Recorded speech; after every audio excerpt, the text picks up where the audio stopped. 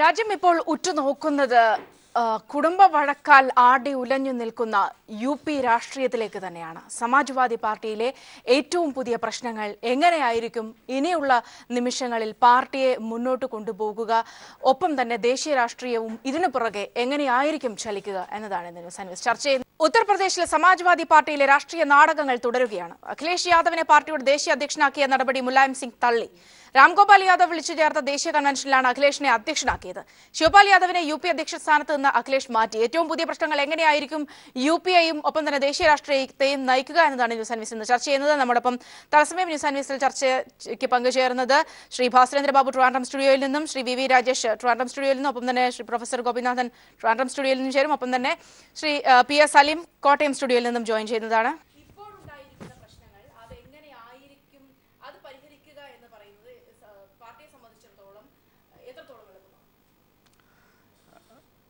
സമാജ്വാദി പാർട്ടിയെ സംബന്ധിച്ചിടത്തോളം ഇപ്പോൾ നമ്മൾ കാണുന്നത് ഓരോ മണിക്കൂറും യു.പിയിലെ രാഷ്ട്രീയം കലങ്ങി മറിഞ്ഞുകൊണ്ടിരിക്കുന്നതാണ് നമ്മൾ കാണുന്നത്. കഴിഞ്ഞ 50 വർഷത്തോളമായി യു.പിയിൽ ചോദ്യം ചെയ്യപ്പെടാത്ത നേതാവായി മാറിയിരുന്ന ശ്രീ മുലായം സിംഗ് യാദവിനെ ഇപ്പോൾ അതിശക്തനായിട്ടുള്ള ഒരു എതിരാളി ഉണ്ടായിരിക്കുന്നു. അത് അദ്ദേഹത്തിൻ്റെ മകനും യു.പിയുടെ മുഖ്യമന്ത്രിയുമായ ശ്രീ അഖിലേഷ് യാദവാണ്. ഈ കോൺഫ്ലിക്റ്റിൻ്റെ തുടക്കം സ്ഥാനാർത്ഥി പട്ടിക പുറത്തിറക്കിയോടുകൂടിയാണ് സംഭവിച്ചിരിക്കുന്നത്. സ്ഥാനാർത്ഥി പട്ടിക പുറത്തിറക്കുമ്പോൾ മുലായം സിംഗ് യാദവും അഖിലേഷ് യാദവും തമ്മിൽ ഒരു ഒത്തുതീർപ്പിലെത്താത്തതാണ് ഇന്നത്തെ പ്രതിസന്ധിക്ക് ഏറ്റവും പ്രധാനപ്പെട്ട കാരണമായിട്ട് പറയപ്പെടുന്നത്. മുലായം സിംഗ് ഒരു പട്ടിക പുറത്തിറക്കുകയും അതിന് ബദലായിട്ട് അഖിലേഷ് യാദവ് മറ്റൊരു പട്ടിക പുറത്തിറക്കുകയും ചെയ്യുകയുണ്ടായി. ഇതിൻ്റെ അടിസ്ഥാനത്തിൽ അഖിലേഷ് യാദവിനെ പാർട്ടികളിൽ നിന്ന് പുറത്താക്കുകയും ഏതാനും മണിക്കൂറുകൾക്ക് ശേഷം വീണ്ടും തിരിച്ച് പാർട്ടിയിലേക്ക് പ്രവേശിപ്പിക്കുകയും ചെയ്തു. അതിനുള്ള പ്രധാനപ്പെട്ട കാരണം യു.പിയിലെ ഇന്നുള്ള എം.എൽ.എമാരിൽ ഭൂരിപക്ഷവും അഖിലേഷ് യാദവിനോടൊപ്പമാണ് എന്നുള്ളതാണ് അതിന് ഏറ്റവും പ്രധാനപ്പെട്ട കാരണം. അഖിലേഷ് യാദവ് ഇന്ന് യു.പിയിൽ ചോദ്യം ചെയ്യപ്പെടാനാവാത്ത ഒരു നേതാവായിട്ട് വളർന്നു വന്നിട്ടുണ്ട്. കഴിഞ്ഞ 50 വർഷമായിട്ട് മുലായം സിംഗിൽ എൻ്റെ നേതൃത്വത്തിൽ യു.പിയിൽ നടന്ന രാഷ്ട്രീയ പ്രസ്ഥാനങ്ങളുടെ മുന്നേറ്റുള്ള പ്രയാണത്തിൽ ശ്രീ മുലായം സിംഗിനെ ആർക്കും ചോദ്യം ചെയ്യാൻ കഴിയുമായിരുന്നില്ല. പക്ഷേ ഇന്ന് സ്ഥിതി വ്യത്യസ്തമായിട്ട് മാറിയിരിക്കുന്നു. അതിന് ഏറ്റവും പ്രധാനപ്പെട്ട കാരണം മുലായം സിംഗിൻ്റെ പ്രായമാണ്. ആ പ്രായം കൊണ്ട് തന്നെ അദ്ദേഹത്തിന് ഇന്നത്തെ പ്രതിസന്ധി മറികടക്കാനുള്ള കഴിവുകൾ നഷ്ടപ്പെട്ടിരിക്കുന്നു എന്ന് വേണം മനസ്സിലാക്കുവാൻ. ഇതാണ് യു.പിയിലെ പ്രതിസന്ധിക്കുള്ള ഏറ്റവും പ്രധാനപ്പെട്ട കാരണമായിട്ട് പറയപ്പെടുന്നത്. അവിടെ പറഞ്ഞു നിർത്തിയത് തന്നെയാണ് ശ്രീ ഭാസ്കരേന്ദ്ര ബാബു. ഒരു ജനറേഷൻ മാറ്റം എന്നുള്ളത് എല്ലാ പാർട്ടികളെ സംബന്ധിച്ചിടത്തോളം അനിവാര്യമാണ്. പക്ഷേ അവിടെ കുടുംബത്തിനുള്ളിൽ തന്നെ അച്ഛനും മകനും ഇടയിൽ തന്നെ ഈ കാര്യങ്ങൾ മനസ്സിലാക്കി കൊടുക്കാൻ കഴിയാത്ത രീതിയിലേക്ക് കാര്യങ്ങൾ കൊണ്ടുപോകേണ്ട ഒരു അവസ്ഥയിലേക്ക് വരുമ്പോൾ അതെങ്ങനെയായിരിക്കും, ഒരു പ്രത്യേകിച്ച് ഒരു യു.പി പൊളിറ്റിക്സിലൊക്കെ എങ്ങനെയായിരിക്കും അത് നടപ്പിലാക്കപ്പെടുക? തെരഞ്ഞെടുപ്പ് അങ്ങേയറ്റം ആസന്നമായിരിക്കുന്ന സംസ്ഥാനമാണ് യു.പി. അവിടെ ഒരുപക്ഷെ ഭാവി രാഷ്ട്രീയത്തിൻ്റെ ലിറ്റ്മസ് ടെസ്റ്റ് എന്ന് പറയാവുന്ന തെരഞ്ഞെടുപ്പാണ് വരുന്നത്. സൗമ്യ, ഞാൻ ആദ്യം വിചാരിച്ചത് മുലായം സിംഗ് യാദവ്, അഖിലേഷ് യാദവ്, ശിവപാൽ യാദവ്, രാംഗോപാൽ യാദവ്, അങ്ങനെ യാദവന്മാരുടെ ആ കുലത്തിൻ്റെ തന്നെ അന്ത്യം സംഭവിക്കാൻ പോകുന്നുവോ എന്ന് മഹാഭാരതത്തിൽ പറഞ്ഞിരിക്കുന്നത് മാതിരിയുള്ള സംഭവഗതികളാണ് കഴിഞ്ഞ ആഴ്ച വന്നത് എങ്കിൽ ഈ ആഴ്ച കാര്യങ്ങൾക്ക് കുറേ കൂടി മാറ്റം സംഭവിക്കുന്നൊരവസ്ഥയുണ്ട്. പ്രത്യേകിച്ച് ശക്തി പരീക്ഷണത്തിൽ അഖിലേഷ് യാദവ് അദ്ദേഹത്തിൻ്റെ പിതാവിനെ കടത്തിവെട്ടിക്കൊണ്ട് മുന്നേറിയപ്പോൾ 225 എം.എൽ.എമാരിൽ ഏകദേശം 200ഓളം എം.എൽ.എമാർ അഖിലേഷിൻ്റെ ഒപ്പം നിൽക്കുന്നു എന്ന് പറഞ്ഞാൽ അത് ഒരു ടേക്ക് ഓവറാണ്. രാഷ്ട്രീയത്തിൽ മുലായം സിംഗ് യാദവിൽ നിന്നൊരു ടേക്ക് ഓവർ സംഭവിക്കുന്നു. അതുകൊണ്ട് ബി.ജെ.പിയുടെ പ്രതീക്ഷ പഴയതുമാതിരി ശരിക്കും സഫലമാകാൻ കഴിയില്ല എന്ന തോന്നൽ ഇപ്പോൾ ഉൽപ്പാദിപ്പിക്കപ്പെട്ടിരിക്കുന്നു. അതതിൻ്റെ പോസിറ്റീവായൊരു വശമായിട്ടാണ് ഞാൻ കാണുന്നത്. തലമുറ മാറ്റം വാസ്തവത്തിൽ രാഷ്ട്രീയത്തിൽ നടക്കുന്നൊരു കാലം കൂടിയാണ്. ഇന്ത്യയിൽ ശരിക്കും പറഞ്ഞാൽ പ്രധാനമന്ത്രിയായി വരേണ്ടിയിരുന്നത് അദ്വാനിജിയാണ്. പക്ഷേ അവിടേക്ക് മോദി വരുന്നു, ഒരു തലമുറ മാറ്റം തന്നെ സംഭവിക്കുന്നു. അതുപോലെ തന്നെ നമുക്ക് മറ്റ് സംസ്ഥാനങ്ങളിലും കാണാം. മുലായം സിംഗിന് പകരം അഖിലേഷ് വരുന്നു, സോണിയാഗാന്ധിക്ക് പകരം രാഹുൽ ഗാന്ധി വരുന്നു, കരുണാനിധിക്ക് പകരം സ്റ്റാലിൻ വരുന്നു. ദില്ലിയിൽ കേജ്രിവാൾ എന്ന ചെറുപ്പക്കാരൻ അധികാരത്തിലിരിക്കുന്നു, ബീഹാറിൽ അതേമാതിരി തന്നെ ഒരു മാറ്റം വന്നിരിക്കുന്നു. ഇനി ബംഗാളിൽ മമത വരുന്നു. ഈ നിലയ്ക്ക് ഒരു ന്യൂ ജനറേഷൻ ലീഡർഷിപ്പും ഒരു new generation way of thinking and politics Indian രാഷ്ട്രീയത്തിൽ സംഭവിക്കുന്നു എന്ന് വേണം കരുതാൻ. അവിടെ ഈ അടിയന്തിരമായ ആസന്നമായ രാഷ്ട്രീയ സാഹചര്യത്തിൽ മോദിക്ക് തൻ്റെ അപ്രമാദിത്വം പാർട്ടിയിൽ മാത്രമായി ചുരുങ്ങുകയും അദ്ദേഹത്തിൻ്റെ ഇപ്പോഴുള്ള അവസ്ഥയെ അദ്ദേഹത്തിന് സഹതാപാർഹമായ ഒരു സാഹചര്യം, ഇന്നലത്തെ അദ്ദേഹത്തിൻ്റെ പ്രസംഗം നാം കണ്ടതാണല്ലോ, ഏകദേശം അടക്കം വന്ന നിലയ്ക്കാണ് അദ്ദേഹം സംസാരിച്ചത്. ആ അർത്ഥത്തിൽ രാഷ്ട്രീയത്തിൽ തന്നെ വലിയ മാറ്റങ്ങൾ സംഭവിച്ചുകൊണ്ടിരിക്കുന്ന സാഹചര്യത്തിൽ അഖിലേഷിൻ്റെ ഈ വിജയം ഒരുപക്ഷെ മുലായം സിംഗിനെ പോലെയുള്ള പ്രായം ചെന്ന, ശ്രീ ഗോപിനാഥൻ സാർ പറഞ്ഞതുമാതിരി പ്രായം ചെന്ന 50 വർഷം പഴക്കമുള്ള രാഷ്ട്രീയ പാരമ്പര്യത്തിൻ്റെ കുൽസിത വൃത്തികൾ, കൗശലങ്ങൾ, അതിൻ്റെ സ്വാഭാവികത ഉൽപ്പാദിപ്പിക്കപ്പെട്ട ശരിക്കും അഴിമതി, ഇതൊക്കെ തന്നെ, അല്ലെങ്കിൽ ശരിക്കും അജിത് സിംഗിനെയൊക്കെ കൂടെ നിർത്താനുള്ള താല്പര്യം, ശിവപാൽ സിംഗിൻ്റെ സമീപന രീതി, ഇതൊക്കെ തന്നെ മാറുകയും അഖിലേഷ് എന്ന നിലയ്ക്ക് ഒരു പുതുരക്തം അവിടെ ഉദയം ചെയ്യുകയും ചെയ്യുമ്പോൾ ശരിക്കും സമാജ്വാദി പാർട്ടി ഇപ്പോൾ അഖിലേഷിൻ്റെ കൂടെയാണെന്ന് തെളിയിക്കപ്പെട്ടിരിക്കുന്നു. അത് ഒരു ന്യൂ ജനറേഷൻ ടേക്ക് ഓവറാണ്. അത് രാഷ്ട്രീയത്തിൻ്റെ യൗവനം കാത്തു സൂക്ഷിക്കുന്നു എന്ന നിലയ്ക്ക് അപ്രീഷിയബിളാണ്. I welcome that change. Shri P S Salim, ഇവിടെ സൂചിപ്പിച്ച പോലെ ഒരുപക്ഷെ അഖിലേഷ് നേടിയിട്ടുള്ള ഒരു മേൽക്കൈ കോൺഗ്രസിന് വലിയൊരു പ്രതീക്ഷ നൽകുന്നുണ്ട്. സ്വാഭാവികമായും വരും ഭാവിയിൽ, അതിപ്പോൾ ഉത്തർപ്രദേശ് തെരഞ്ഞെടുപ്പിനെ സംബന്ധിച്ച് മാത്രമല്ല, അതിനപ്പുറത്തേക്കുള്ള വലിയ സഖ്യങ്ങളിലൊക്കെ പോലും. അതുകൊണ്ട് തന്നെ ഇപ്പോഴത്തെ ഈ മാറ്റങ്ങൾ എങ്ങനെയാണ് കോൺഗ്രസ് നിരീക്ഷിക്കുന്നത്?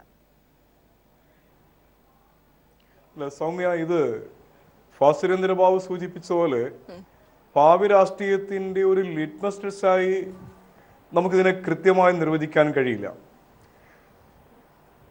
രണ്ട് കാര്യങ്ങൾ പ്രധാനമായും ഉത്തരേന്ത്യൻ രാഷ്ട്രീയവുമായി ബന്ധപ്പെട്ട് നിൽക്കുന്നുണ്ട്. ഒന്ന്,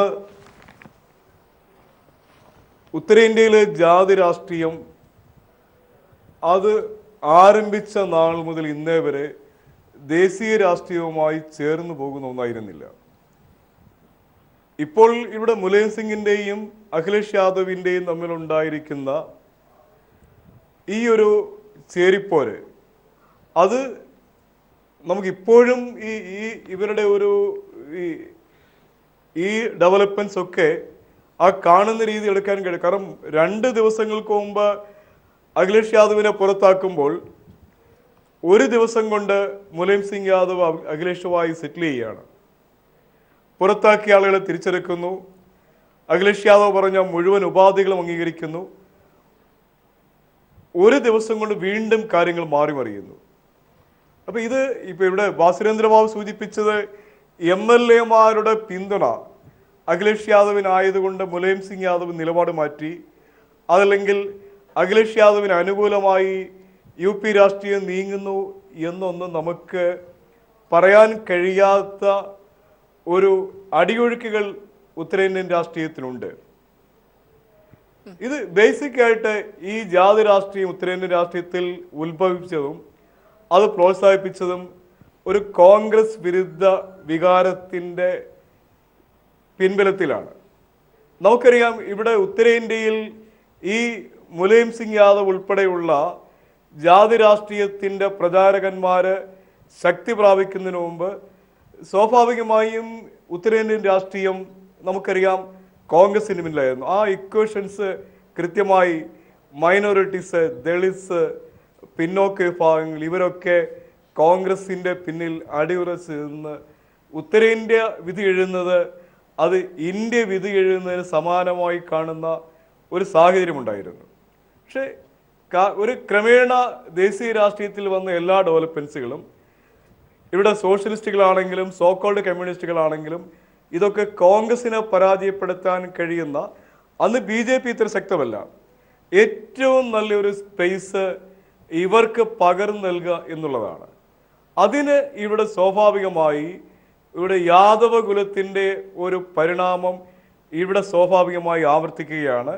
അത് ഇവിടെ ഭാസ്കരേന്ദ്രബാബു കണ്ടെത്തിയ ഒരു വിശകലനം ഇതൊരു പോസിറ്റീവായി പോകുന്നു എന്നുള്ളതിനെ ഞാനും ശിഫാബ്ദി വിശ്വാസത്തോടാണ് കാണുന്നത്. യെസ്, ശ്രീ രാജേഷ്, നേരത്തെ ശ്രീ ഭാസ്കരേന്ദ്രബാബു സൂചിപ്പിച്ചിരുന്നു, ഇപ്പോൾ നിലവിൽ നേടിയിരിക്കുന്ന ഈ ഒരു മേൽക്കൈ, അഖിലേഷ് നേടിയിരിക്കുന്ന മേൽക്കൈ BJPയുടെ UP തെരഞ്ഞെടുപ്പ് അടക്കമുള്ള അല്ലെങ്കിൽ ദേശീയ രാഷ്ട്രീയത്തിൽ അടക്കമുള്ള വലിയ കാൽക്കുലേഷനുകളെ തെറ്റിക്കുന്നതാണ് എന്ന്.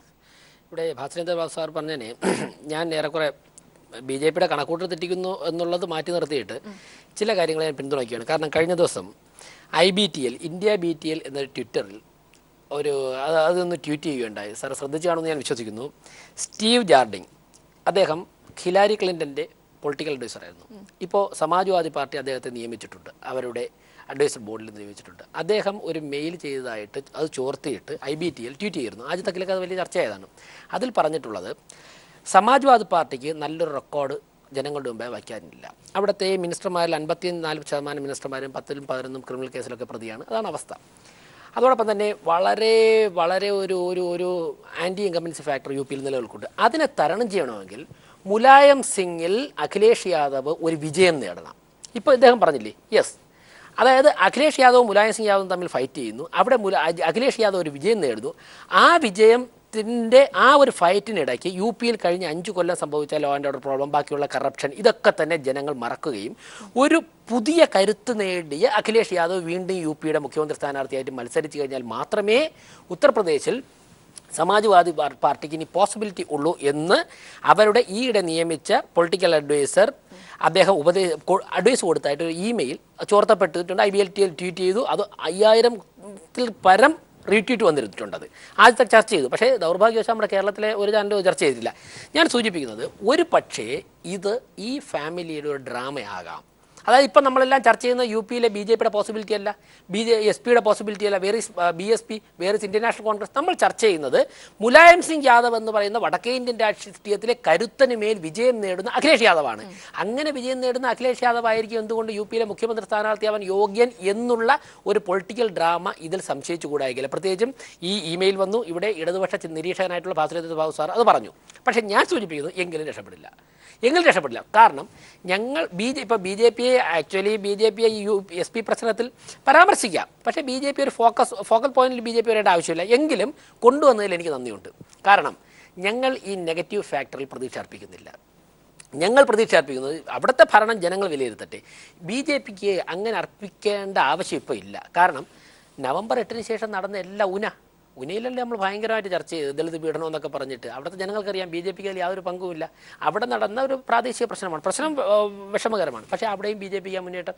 ഇവിടെ നമ്മുടെ മഹാരാഷ്ട്രയിൽ BJPക്ക് ആയിരുന്നു പ്രാദേശിക തെരഞ്ഞെടുപ്പ് മുന്നേറ്റം.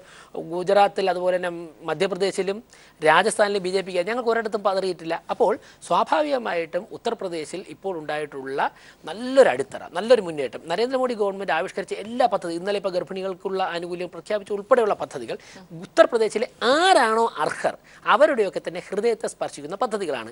അതുകൊണ്ട് തന്നെ ഒരു പോസിറ്റീവ് പൊളിറ്റിക്സ്. ഇപ്പോൾ ഞങ്ങൾ 2014 അമിത്ഷായുടെ നേതൃത്വത്തിൽ അവിടെ നടത്തിയൊരു ഡ്രൈവ് ഉണ്ടല്ലോ, ആ ഡ്രൈവിൻ്റെ കണ്ടിന്യൂഷൻ തന്നെ ഞങ്ങൾ ആ പ്ലാറ്റ്ഫോം പിരിച്ചുവിട്ടില്ല. അന്ന് ബൂത്ത് തലത്തിൽ വർക്ക് ചെയ്ത ആ സിസ്റ്റമൊക്കെ തന്നെ നിലനിർത്തിക്കൊണ്ട് അമിത്ഷാജി ഉൾപ്പെടെയുള്ളവർ കണ്ടിന്യൂസ് ആയി ടൂർ ചെയ്തുകൊണ്ട് ഞങ്ങൾ പ്രവർത്തകരെ വിന്യസിച്ചുകൊണ്ട് അവർ ബൂത്ത് തലത്തിൽ വളരെ സജീവമാണ്. അപ്പോൾ ഞങ്ങൾക്ക് ഒരു ആശങ്കയുടെ ആവശ്യമില്ല. SP യിൽ എന്ത് സംഭവിക്കുന്നു എന്നുള്ളത് ഞങ്ങളെ സംബന്ധിച്ചൊരു പ്രശ്നമേ അല്ല. മറ്റൊരു കാര്യം കൂടിയുള്ളത്, ഇവിടെ വേറൊരു പ്ലാൻ കൂടെ നടക്കുന്നുണ്ട്. ഇപ്പോൾ അമർ സിംഗും രാഹുൽ ഗാന്ധിയും ഒരുമിച്ച് ലണ്ടനിലുണ്ട്. സ്വാഭാവികമായിട്ടും ഇന്ത്യൻ നാഷണൽ കോൺഗ്രസിനെ SP-യുമായി ചേരാൻ വേണ്ടി കുറേ ബുദ്ധിമുട്ടുകളുണ്ട്. ആ ബുദ്ധിമുട്ടുകളൊക്കെ തരണം ചെയ്തുകൊണ്ട് BJPയെ എതിർക്കുന്നവരും എന്നുള്ള തരത്തിൽ പോലും വരാൻ പോകുന്ന മണിക്കൂറുകളിൽ UP രാഷ്ട്രീയം ഒന്ന് സെറ്റ് ചെയ്ത് കഴിഞ്ഞാൽ അത് അത്ഭുതപ്പെടേണ്ടതില്ല. പക്ഷേ ഞങ്ങൾ അതിലൊന്നും തന്നെ ബോധേഡല്ല. ഞങ്ങൾ ഫുള്ളി കോൺഫിഡൻ്റ് ആണ്. SP പ്രശ്നത്തിൽ BJP തലപോയിക്കുന്നില്ല. അല്ലാതെ തന്നെ BJP നല്ല ഭൂരിപക്ഷത്തിൽ വിജയിക്കാമെന്നുള്ള ആത്മവിശ്വാസമുണ്ട്. ഈ പറയുന്നൊരു കാൽക്കുലേഷൻ എത്രത്തോളം BJPയുടെ ഇന്നത്തെ അവസ്ഥ എന്ന് പറയുന്നത്, BJPയുടെ വിജയവും പരാജയവും UP യിലും ഇന്ത്യയിലും നമ്മുടെ ഡിമോണിറ്റൈസേഷനുമായിട്ട് തീർച്ചയായിട്ടും ബന്ധപ്പെട്ടിരിക്കുന്നു. അതുകൊണ്ട് എസ് പിയിൽ ഇന്നുണ്ടായിട്ടുള്ള സ്പ്ലിറ്റുകൾ ബി ജെ പിക്ക് ഒരു അഡ്വാൻറ്റേജസ് ആയിട്ട് ഒരിക്കലും വരാനുള്ള സാധ്യതയില്ല, പ്രത്യേകിച്ച് ഗ്രാമപ്രദേശങ്ങളൊക്കെ പ്രത്യേകിച്ചും ഗ്രാമപ്രദേശങ്ങളിലുള്ളത്. അപ്പോൾ അത് ബി ജെ പിയുടെ ഫ്യൂച്ചർ യു പിയെ സംബന്ധിച്ചിടത്തോളം ഡിമോണിറ്റൈസേഷന് ആളുകൾ എത്രമാത്രം പോസിറ്റീവായിട്ടും നെഗറ്റീവായിട്ടും കാണുന്നു എന്നതിനെ ആശ്രയിച്ചിരിക്കുന്നു. ഈ കോൺഫ്ലിക്റ്റിൽ പ്രധാനമായിട്ടും ഇപ്പോൾ അഖിലേഷ് യാദവ് തന്നെ കോൺഗ്രസുമായിട്ട് എടുക്കാനാണ് കൂടുതൽ സാധ്യത എന്നാണ് പല രാഷ്ട്രീയ നിരീക്ഷകരും കാണുന്നത്. കാരണം ബി ജെ പിക്ക് എതിരായിട്ടുള്ള വോട്ടുകൾ എല്ലാം കൂടി ഒന്ന് പോളറൈസ് ചെയ്തെടുത്തുകൊണ്ട് അഖിലേഷ് യാദവിന് കൂടുതൽ നേട്ടങ്ങൾ ഉണ്ടാക്കാൻ കഴിയുമെന്ന് കരുതുന്നു. പക്ഷേ ഇതിനേക്കാളെല്ലാം ഉപരിയായിട്ട് ശ്രീ രാജേഷ് പറഞ്ഞതുപോലെ ഇത് അച്ഛനും മകനും തമ്മിലുള്ള ഒരു വഴക്കാണ്. ഇത് ഇവർ തമ്മിൽ ഏത് നിമിഷവും സെറ്റിൽ ചെയ്യാനുള്ള എല്ലാ സാധ്യതകളുണ്ട്. So nothing is impossible in U P. അതാണ് യു പിയിലെ ഇന്നത്തെ അവസ്ഥ എന്ന് പറയുന്നത്. അപ്പോൾ ഇവർ ഇപ്പോൾ പറഞ്ഞത് ഇപ്പോൾ മകനെ കൂടുതൽ ശക്തനാക്കാൻ വേണ്ടിയുള്ള അഖിലേഷ് മുലായം സിംഗിന്റെ ഒരു ശ്രമമാണോ? അതെ, അത് തന്നെയാണോ ഇതെന്ന് നമ്മൾ കാണണം. കാരണം മുലായം സിംഗ് യാദവിന് ഫ്യൂച്ചർ മുഖ്യമന്ത്രിയാവാൻ ഇനി ബുദ്ധിമുട്ടുണ്ട്. പക്ഷേ അഖിലേഷ് യാദവിനെ സംബന്ധിച്ചിടത്തോളം യു പിയിൽ ഇന്നൊരു നല്ല ഒരു ഇമേജ് ബിൽഡ് ചെയ്യാൻ അഖിലേഷ് യാദവിന് കഴിഞ്ഞിട്ടുണ്ടെന്നാണ് പറയുന്നത്. വികസനത്തിൻ്റെ കാര്യത്തിലായാലും മറ്റു കാര്യങ്ങളിലെല്ലാം അഖിലേഷ് യാദവിന് ഇന്നൊരു മേൽക്കൈ യു പിയിൽ ഉണ്ട്. അത് മുതലെടുക്കുകയാണെങ്കിൽ അഖിലേഷ് യാദവിന് വീണ്ടും തിരിച്ച് മുഖ്യമന്ത്രിയായിട്ട് വരാനുള്ള എല്ലാ സാധ്യതയും ഉണ്ടെന്നാണ് കരുതപ്പെടുന്നത്. ശ്രീ ഭാസ്കരേന്ദ്ര ബാബു, അതായത് നമുക്ക് അതിൽ പൊതുവായ ഒരു അഭിപ്രായം തന്നെയാണ് ഉള്ളതെന്ന് തോന്നുന്നു. ഇപ്പോൾ നിലവിൽ നടക്കുന്ന നാടകീയമായ വിഷയങ്ങൾ എന്തിനാകാം എന്നൊരു ലക്ഷ്യം, അത് സ്വാഭാവികമായും മുലായം സിംഗിനെ പോലെയുള്ള ഒരു നേതാവിനെ കുറിച്ചാകുമ്പോൾ നമുക്ക് അങ്ങനെയൊക്കെ സംശയിക്കാതിരിക്കാനും പറ്റില്ല. പക്ഷെ അതിനും അപ്പുറത്തേക്ക് ഇവിടെ ശ്രീ രാജേഷ് പറഞ്ഞ കാര്യങ്ങൾ, പ്രത്യേകിച്ച് യു പി എന്ന് പറയുന്നത് ഇപ്പോൾ ഈ വരാനിരിക്കുന്ന തെരഞ്ഞെടുപ്പ് മാത്രമല്ല, അതിനും അപ്പുറത്തേക്ക് ഈ രാഷ്ട്രപതി 2017 തെരഞ്ഞെടുപ്പ് അടക്കമുള്ള കാര്യങ്ങളിൽ വളരെ നിർണായകമാണ് യു പി. ആ ഒരു അടിസ്ഥാനത്തിൽ ബി ജെ പി പുലർത്തുന്ന ഈ ഒരു കോൺഫിഡൻസ്, അത് ശ്രീ രാജേഷ് പറഞ്ഞതുപോലെ ബി ജെ പിക്ക് അവിടെ ഒരു കോൺഫിഡൻസ് ബിൽഡപ്പ് ചെയ്യാൻ പറ്റുന്ന അവരുടെ വിശ്വാസത്തിന്റെ അടിസ്ഥാനം നിദാനം എന്ന് പറയുന്നത് കഴിഞ്ഞ പാർലമെന്റ് തെരഞ്ഞെടുപ്പിലെ വിജയമാണ്. സ്വാഭാവികമാണ്. 70 സീറ്റ് കിട്ടുക എന്ന് പറയുന്നത് ചെറിയ വിജയമല്ലല്ലോ. 71 അല്ലേ? It doesn't make much difference. അപ്പം ഞാൻ പറയുന്നത് അങ്ങനെ അത്രയും വലിയൊരു മാർജിൻ കിട്ടുന്നതിന് ഉള്ളൊരു അവസ്ഥ, അത് ഒരു വലിയ നിലവാരത്തിൽ ഗുണപ്പെടുത്താൻ മോഡിക്ക് കഴിഞ്ഞിട്ടുമുണ്ട്. അതാണ് ഇവരെ എന്താ പറയുക വളരെ സാർത്ഥകമായി ചിന്തിക്കാനൊക്കെ പ്രേരിപ്പിക്കുന്ന ഘടകം. നല്ലതാണ്.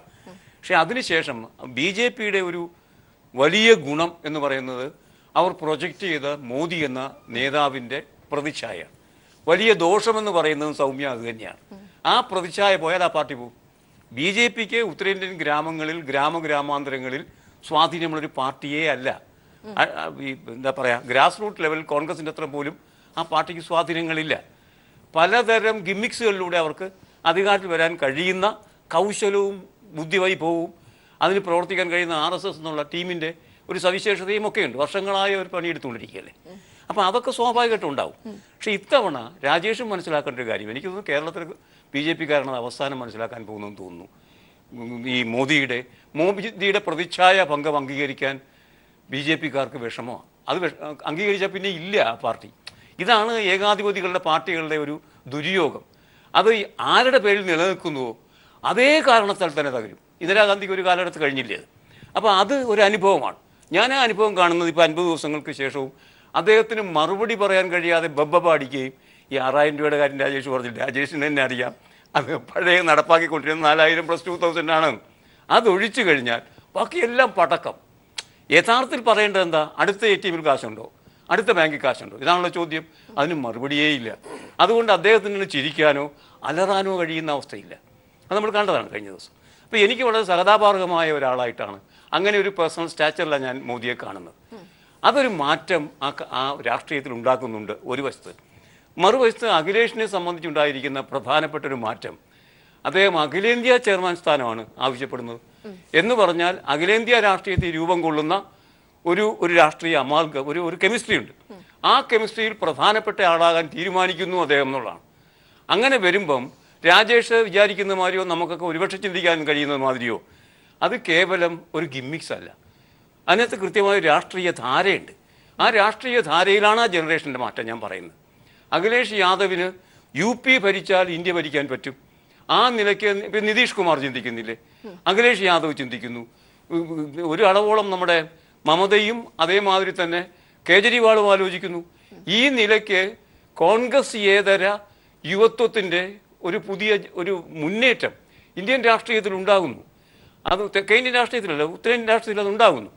ആ മാറ്റം കാണാതിരുന്നാൽ സത്യത്തിൽ രാജേഷ് വിചാരിക്കുന്ന മാതിരി 71 സീറ്റോ 72 സീറ്റൊക്കെയോ അതിൻ്റെ വിജയം ആവർത്തിക്കും എന്നാണ് തോന്നുന്നത്. ഇതൊരു വശം.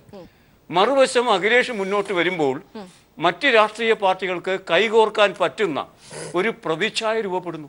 അത് വളരെ പ്രധാനപ്പെട്ട കാര്യമാണ്. മുലായം സിംഗ് യാദവ് ആണെങ്കിൽ കോൺഗ്രസ്സുകാർക്ക് കൈകോർത്ത് പിടിക്കാനാവില്ല. അതുമാതിരി തന്നെ മറ്റു പാർട്ടികൾക്ക് വരാനാവില്ല. അഖിലേഷിനെ പോലൊരു നേതാവ് വരുമ്പോൾ ഞാൻ ചോദിക്കട്ടെ, രണ്ടാമത് കേജ്രിവാൾ എങ്ങനെ പിന്നെ ഡൽഹി ജയിച്ചത്? ആർക്കും പ്രതീക്ഷിക്കാൻ കഴിയാത്തതല്ലേ. അദ്ദേഹത്തിൻ്റെ പ്രതിച്ഛായ തന്നെയാണ്. ആ അർത്ഥത്തിലുള്ളൊരു പ്രതിച്ഛായ നിർമ്മാണം അത് ബോധപൂർവ്വം നടക്കുന്നതാണെന്ന് ഞാൻ കരുതുന്നില്ല. കാരണം മുലായം സിംഗ് യാദവിൻ്റെയൊക്കെ സ്വഭാവം പരിശോധിച്ചാൽ എനിക്ക് തോന്നുന്നു ശ്രീ ഗോപിനാഥൻ സാറിനൊക്കെ അത് പറയാൻ കഴിയും. വളരെ എന്താ പറയുക, പവർ അരഗൻസി ഉള്ളവരാണ്. അപ്പോൾ ആ അർത്ഥത്തിൽ മകന് പവർ വിട്ടുകൊടുക്കുന്നത് അത്ര എളുപ്പമുള്ള കാര്യമൊന്നുമല്ല. അത് നമുക്ക് ധൃതരാഷ്ട്രം പോലും കാണുന്നതല്ലേ. അപ്പോൾ അത് വിടും.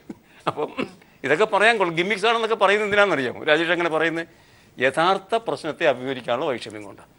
അതുകൊണ്ട് അപ്പം മാറ്റത്തിന് വിധേയമാകുന്ന ഒരു രാഷ്ട്രീയം UP-യിൽ രൂപം കൊള്ളുന്നുണ്ട്. അത് അഖിലേന്ത്യാ നിലവാരത്തിൽ മാറുമോ? അങ്ങനെ മാറുകയാണെങ്കിൽ വലിയ മാറ്റങ്ങളുടെ വലിയൊരു ശങ്കുലി തന്നെയാണ് മുഴങ്ങുന്നതെന്ന് ഞാൻ കരുതുന്നു.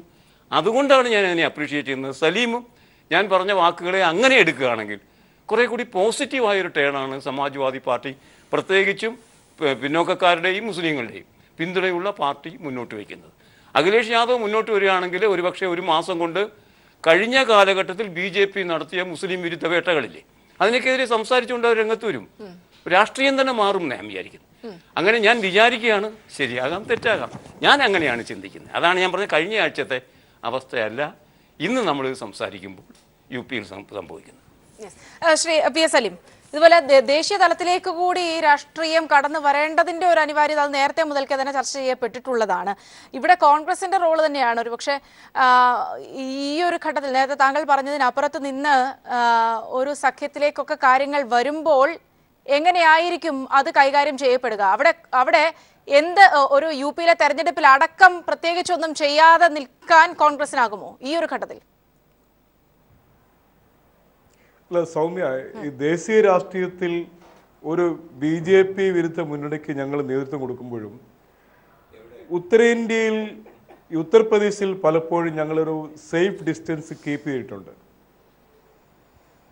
അതിന് പ്രധാനപ്പെട്ട കാരണം ഈ പ്രാദേശിക പാർട്ടികൾ, പ്രത്യേകിച്ചും ജാതിയുടെ അടിസ്ഥാനത്തിൽ പ്രവർത്തിക്കുന്ന ഇത്തരം പാർട്ടികളുടെ വിശ്വാസ്യത പലപ്പോഴും കോൺഗ്രസ് പോലൊരു ദേശീയ പാർട്ടിക്ക് ഒരു അസൗകര്യങ്ങൾ സൃഷ്ടിക്കുന്നുണ്ട്.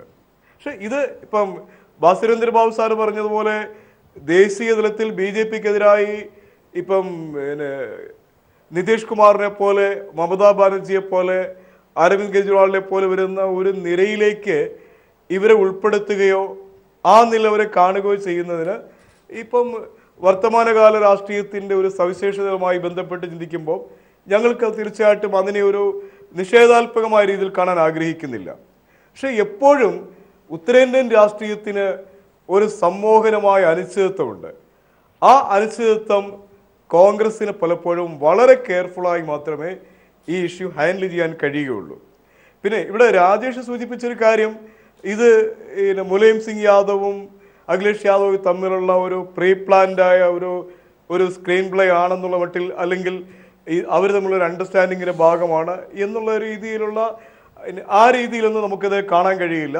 ഈ ഡെവലപ്മെൻറ്റ്സ് ഇപ്പോൾ തലമുറ മാറ്റത്തിൻ്റെ ഒരു വലിയ ഇൻഗ്രീഡിയൻസ് ഒന്നും ഇതിലില്ലെങ്കിൽ പോലും UP രാഷ്ട്രീയത്തിൽ ഉണ്ടാകുന്ന ഒരു അനിവാര്യമായ വഴിത്തിരിവായി നമുക്കിതിനെ കാണേണ്ടി വരും.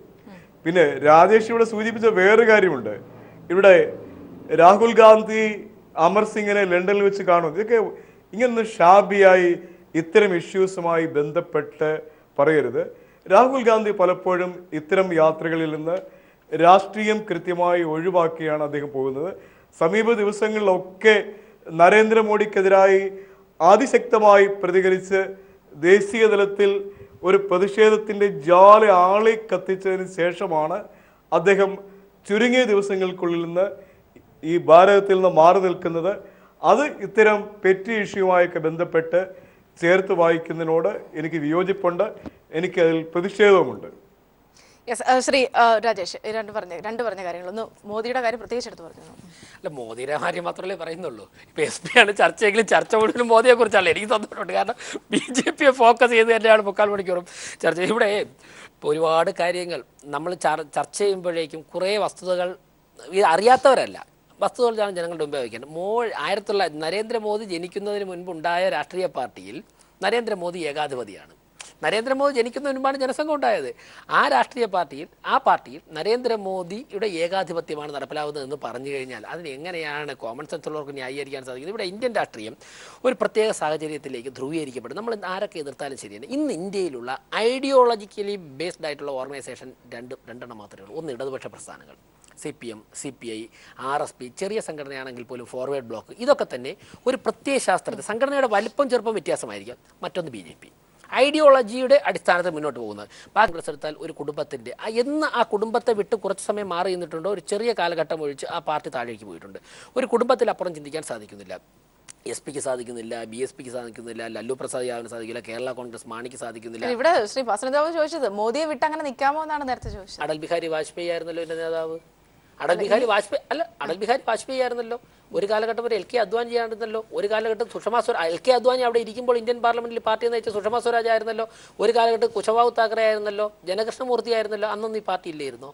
നരേന്ദ്രമോദി 2014 പ്രധാനമന്ത്രി സ്ഥാനാർത്ഥിയായി 2013 പ്രഖ്യാപിച്ചതിന് ശേഷം മാത്രമാണ് ഈ പാർട്ടി ഇന്ത്യയിലുണ്ടായത്.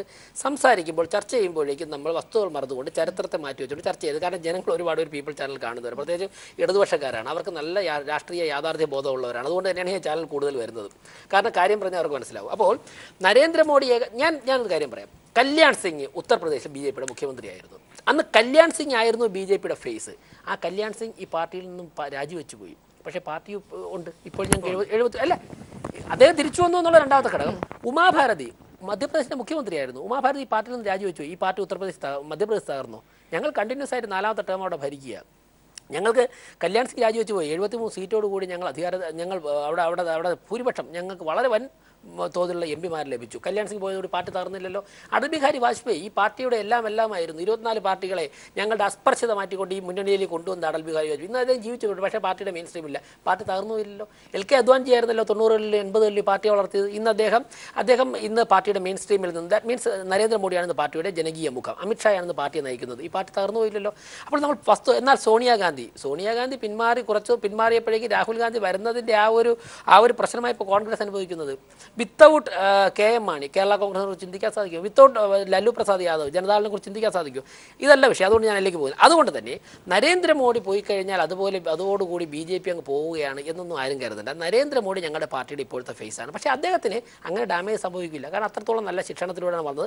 അത് തെളിയിച്ചുകൊണ്ടിരിക്കുക, ലോകം മുഴുവൻ തെളിയിച്ചുകൊണ്ടിരിക്കുക. BJP അവിടെ നിൽക്കട്ടെ. ഇവിടെ വേറൊരു പ്രശ്നമുള്ളത്, ഇപ്പോൾ ഓൾ ഇന്ത്യ കെമിസ്ട്രിയെക്കുറിച്ച് ഇപ്പോൾ ഇദ്ദേഹം പറഞ്ഞു, ഭാസ്കരൻ തന്നെ പറഞ്ഞു, ഓൾ ഇന്ത്യയിൽ മാറി വരുന്ന ഒരു കെമിസ്ട്രി ഉണ്ട്. അതിൽ മുലായം സിംഗ് യാദവിൻ്റെ മകൻ ഒരുപക്ഷേ ഒരു ദേശീയ ഫിഗറായിട്ടൊക്കെ മാറാമെന്നാണ്. ഞാൻ ചോദിച്ചിട്ട് കഴിഞ്ഞ പാർലമെൻറ്റ് സമ്മേളനത്തിൻ്റെ അവസാന ദിവസം ഈ കെമിസ്ട്രി ഫിസിക്സും ഒക്കെ എന്തായിട്ട് മാറി? ഈ കെമിസ്ട്രി ഫിസിക്സും ഒക്കെ തന്നെ അവസാനം ബയോളജി ആയിട്ട് മാറിയ അവസ്ഥ നമ്മൾ കണ്ടതല്ലേ? രാഹുൽ ഗാന്ധി ഇപ്പോൾ ഭൂമി കുലുക്കിയിട്ടാണ് പോയതെന്ന് ശ്രീ സലിം പറഞ്ഞു. ലണ്ടനിലേക്ക് പോയത് ഭൂമി കുലുക്കിയിട്ടാണെന്ന്. രാഹുൽ ഗാന്ധി ഇപ്പോൾ എന്തോ പൊട്ടിക്കാൻ പോകുന്നു എന്ന് കരുതിയിട്ട് ഇടതുപക്ഷക്കാരൊക്കെ രാഹുൽ ഗാന്ധിയുടെ പിന്നാലെ ഇങ്ങനെ കൂടി. കാരണം അത് പൊട്ടിക്കുന്നതെന്ന് എന്തെങ്കിലും 8 മണിക്ക് 9 മണിക്കൊക്കെ എല്ലാവരും ചാനലുകൾ ബുക്ക് ചെയ്തിട്ടായിരുന്നു. രാഹുൽ ഗാന്ധി ഇപ്പോൾ പൊട്ടിക്കുമെന്ന്. രാഹുൽ ഗാന്ധി പോയിട്ട് UP-യിലെ കർഷകരെ കുറിച്ച് പ്രധാനമന്ത്രിക്ക് നിവേദനം കൊടുത്തോടുകൂടി ഈ പറയുന്ന ഓൾ ഇന്ത്യ കെമിസ്ട്രി, ആ കെമിസ്ട്രിയുടെ പരീക്ഷണശാല തന്നെ തകർന്നിരുന്ന സാഹചര്യമാണ് കണ്ടത്. അങ്ങനെ നിൽക്കുമ്പോൾ അങ്ങനെ ഒരു കെമിസ്ട്രി രൂപപ്പെടുത്തട്ടെ. അങ്ങനെ ഒരു കെമിസ്ട്രി രൂപപ്പെടുന്നതിനെ ഭയപ്പെടുന്നവരല്ല, അങ്ങനെ ഒരു കെമിസ്ട്രി രൂപപ്പെടുന്നതിന് സന്തോഷിക്കുന്നവരാണ് ഞങ്ങൾ. കേരളത്തിൽ LDF UDF ഒരുമിക്കുമ്പോഴേക്കും ഭയക്കുന്നവരല്ല, സന്തോഷിക്കുന്നവരാണ്. കാരണം ഒരു MLA എന്ന രാജഗോപാലിനെ പരാജയപ്പെടുത്താൻ 139 MLA-മാർ യോജിക്കുന്നു എന്ന് അവർ തന്നെ സമ്മതിക്കുമ്പോഴേക്കും ഞങ്ങളല്ലേ ശക്തർ. ഇതല്ലേ റിസർവ് ബാങ്കിന് മുമ്പ് കണ്ടത്? ഒരു MLA ഉള്ളൂ BJPക്ക്, 15% വോട്ടേ ഉള്ളൂ. അവരെ പരാജയപ്പെടുത്താൻ വേണ്ടി ഞങ്ങൾ 139 മുഖ്യമന്ത്രി, മുൻ പ്രതിപക്ഷ നേതാവ്, മുൻ ആഭ്യന്തരമന്ത്രി എല്ലാവരും കൂടെ, VS അച്യുതാനന്ദൻ, പിണറായി എല്ലാവരും കൂടെ ഒരുമിക്കേണ്ടി വരുന്നു ഒരു രാജഗോപാലിൻ്റെ നിലപാടിനെ പരാജയപ്പെടുത്താൻ. അപ്പം ഞങ്ങൾ ശക്തരെന്ന് അവർ തന്നെ സമ്മതിക്കുന്നു. ദേശീയ രാഷ്ട്രീയത്തിലും അത്തരത്തിലൊരു കെമിസ്ട്രി വർക്ക് ചെയ്യാനായിട്ടാണ് മോസ്റ്റ് വെൽക്കം. ഞങ്ങളായിരിക്കും ഏറ്റവും അത് സന്തോഷിക്കുന്നത്. പക്ഷേ ഭാസുരേന്ദ്ര സാറിൻ്റെ നിലപാട് മാറിയതുണ്ടോ? ആദ്യം അദ്ദേഹം പറഞ്ഞു മുലായം സിംഗ് യാദവും അഖിലേഷും കൂടെ ഒരു ഫൈറ്റ് കിടക്കുന്നു, അഖിലേഷ് എമർജ് ചെയ്ത് വരുന്നത് നല്ലതാണെന്നൊക്കെ. രണ്ടാമത് ഞാനത് എന്താ ട്വിറ്ററിൻ്റെ ഇമെയിൽ ചോർത്തിയതിൻ്റെ അടിസ്ഥാനത്തിൽ ഞാൻ വസ്തുത ഒളിച്ചുകൊണ്ട് സാധൂകരിച്ചപ്പോൾ അദ്ദേഹം പറയാണ് രാജേഷ് പറയുന്ന ആ നിലപാടിനോട് അങ്ങനെ യോജിക്കാൻ സാധിക്കില്ല, അതൊരു ഡ്രാമയല്ല എന്ന് അദ്ദേഹം പറയുന്നത്. ആദ്യം അദ്ദേഹം പറഞ്ഞ നിലപാടിനെ പിന്തുണച്ചാണ് ഞാൻ സംസാരിച്ചത്. ഞാൻ സൂചിപ്പിച്ചത് മറ്റൊന്ന്, BJP യു പിയിൽ ഗ്രാസ് റൂട്ടിലില്ല, വർക്കില്ല. BJP പിന്നെ CPM ഉള്ളത്, CPM ഗ്രാസ് റൂട്ടിൽ വർക്കുള്ളത്. ഞങ്ങൾക്ക് ഗ്രാസ് റൂട്ടിൽ വർക്കുള്ളത് കൊണ്ടാണ് ഞങ്ങൾക്ക് 73 MP ജയിപ്പിക്കാൻ സാധിച്ചത്. ഞങ്ങൾക്ക് പ്രാദേശിക തെരഞ്ഞെടുപ്പിൽ ജയിക്കാൻ സാധിക്കുന്നത്. CPM അവസ്ഥ എന്താ? ഇന്ത്യൻ നാഷണൽ കോൺഗ്രസിൻ്റെ അവസ്ഥ എന്താ? കോൺഗ്രസ് അങ്ങനെ ഗ്രാസ് റൂട്ടിലുള്ള കോൺഗ്രസിന് വർക്കുണ്ട് എന്നുണ്ടെങ്കിൽ ഈ പാർലമെൻറ്റിൽ പ്രൂവ് ചെയ്യേണ്ടതില്ലേ? 2-3 സീറ്റുകളിൽ വിളിച്ച് അവരാരും ജയിച്ചില്ല. അപ്പോൾ BJP വിടുക, BJP കുറ്റപ്പെടുത്തുന്നത് നിങ്ങൾ അവസാനിപ്പിക്കുക. SP കാര്യം പറയുമ്പോൾ SP കുറിച്ച് ചർച്ച ചെയ്യുക. We are fully confident to get a glorious victory in Uttar Pradesh. ചർച്ചയിലേക്ക് വരികയാണ് ശ്രീ ഗോപിനാഥ് സാർ. ഒരുപക്ഷെ നമ്മളിവിടെ രാജേഷിന്റെ സാന്നിധ്യം ഉണ്ടായിരുന്നതുകൊണ്ട് നമ്മൾ കൂടുതൽ BJP കുറിച്ച് സംസാരിച്ചിട്ടുണ്ട്. അദ്ദേഹം അതിന് ആ ചാൻസ് ഉപയോഗപ്പെടുത്തുകയും ചെയ്തിരുന്നു. നമ്മൾ BSP കുറിച്ച് സംസാരിക്കാൻ പോകാൻ പറ്റില്ല അല്ല. ഇപ്പോഴത്തെ ഒരു സാഹചര്യത്തിൽ എങ്ങനെയായിരിക്കും ഈ ഒരു പൊളിറ്റിക്സ് ആ രീതിയിൽ കൈകാര്യം ചെയ്യപ്പെടുക? BJPയെ സംബന്ധിച്ചിടത്തോളം കഴിഞ്ഞ ഇലക്ഷനിൽ അവർക്ക് 71 സീറ്റ് UP നിന്ന് ലഭിക്കുകയുണ്ടായി. അതാണ് BJP ഒരു വലിയ പ്രതീക്ഷ ഇപ്പോൾ വെച്ച് പുലർത്തുന്നത്. പക്ഷേ അന്നത്തതിൽ നിന്നും ഇന്ന് സിറ്റുവേഷൻ ഒത്തിരി മാറിക്കഴിഞ്ഞിട്ടുണ്ട്. രണ്ട് കാര്യങ്ങളാണ് BJPക്ക് ഇപ്പം ഏറ്റവും പ്രധാനമായിട്ടുള്ളത്. ഒന്ന്, ശ്രീ നരേന്ദ്രമോദിയുടെയും ശ്രീ BJPയുടെയും ക്രെഡിബിലിറ്റി ഉയർത്തിപ്പിടിക്കുക എന്നുള്ളത് വളരെ പ്രധാനപ്പെട്ട ഒരു കാര്യമാണ്. രണ്ട്, ഡീമോണിറ്റൈസേഷൻ്റെ ആഫ്റ്റർ എഫക്റ്റ് അതെന്താണ് എന്ന് ഏതാനും മാസങ്ങൾക്കകം നമുക്ക് UPയിൽ കാണാൻ കഴിയും. അത് പോസിറ്റീവായിട്ടാണോ നെഗറ്റീവായിട്ടാണോ ജനങ്ങളെ ബാധിച്ചിട്ടുള്ളത് എന്നുള്ളതിൻ്റെ ഒരു വലിയ ഒരു റിയാക്ഷൻ നമുക്ക് UP ഇലക്ഷനിൽ കിട്ടുമെന്നുള്ള കാര്യം വളരെ പ്രധാനപ്പെട്ടതാണ്. അപ്പോൾ UP ഇലക്ഷനെ സംബന്ധിച്ചിടത്തോളം സമാജ്വാദി പാർട്ടി കൈവിട്ട് കളിക്കും എന്ന് എനിക്ക് തോന്നുന്നില്ല. ഇപ്പോൾ ശ്രീ മുലായം സിംഗും ശ്രീ അഖിലേഷ് യാദവും തമ്മിലുള്ള ഈ പ്രശ്നങ്ങൾ അവർ തമ്മിൽ സെറ്റിൽ ചെയ്യാനുള്ള സാധ്യത വളരെ കൂടുതലാണ്. കാരണം അത് സെറ്റിൽ ചെയ്തില്ലെങ്കിൽ സമാജ്വാദി പാർട്ടിക്ക് UP നഷ്ടപ്പെടാനുള്ള സാധ്യതയുമുണ്ട്. അപ്പോൾ അതുകൊണ്ട് തന്നെ സമാജ്വാദി പാർട്ടിയെ വിട്ടുകൊണ്ടുള്ള ഒരു കളി മുലായം സിംഗ് യാദവ് ചെയ്യുമെന്ന് കരുതാൻ വകുപ്പില്ല. അതുകൊണ്ട് ഇവർ തമ്മിൽ ഒരു ഒത്തുതീർപ്പുണ്ടാവാനാണ് സാധ്യത. ഇപ്പോഴത്തെ സ്ഥാനാർത്ഥി പട്ടിക എല്ലാം അവർ തമ്മിൽ സംസാരിച്ച് ഒത്തുതീർപ്പാക്കാനുള്ള സാധ്യത തീർച്ചയായിട്ടും നമുക്ക് തള്ളിക്കളയാനാവില്ല. അങ്ങനെ വരുമ്പോൾ തീർച്ചയായിട്ടും സമാജ്വാദി പാർട്ടിക്ക് വീണ്ടും UPയിൽ ഒരു വലിയ നേട്ടം കൊയ്യാനാവും എന്നാണ് വിശ്വസിക്കുന്നത്. BSP വളരെ പ്രധാനം. BSP ഇപ്പോൾ വളരെ ഈ ചർച്ചയിൽ വളരെ അധികം നമ്മൾ ചർച്ച ചെയ്യപ്പെടുന്നില്ല.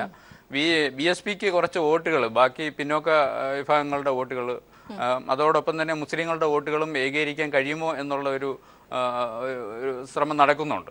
പക്ഷേ ഇപ്പോഴ് മുസ്ലിം നേതാക്കന്മാർ, SPയിൽ തന്നെയുള്ള മുസ്ലിം നേതാക്കന്മാരും അഖിലേഷ് യാദവിനോടൊപ്പമാണെന്നാണ് മനസ്സിലാക്കുന്നത്. അപ്പോൾ അതുകൊണ്ട് UPയിലെ മുസ്ലിങ്ങളുടെ വോട്ടും അഖിലേഷ് യാദവിന് കിട്ടാനുള്ള സാധ്യത വളരെ കൂടുതലായിട്ടാണ് കരുതപ്പെടുന്നത്. അതേപോലെ യുവാക്കളുടെ ഇടയിൽ അഖിലേഷ് യാദവിന് നല്ല മതിപ്പാണുള്ളത്.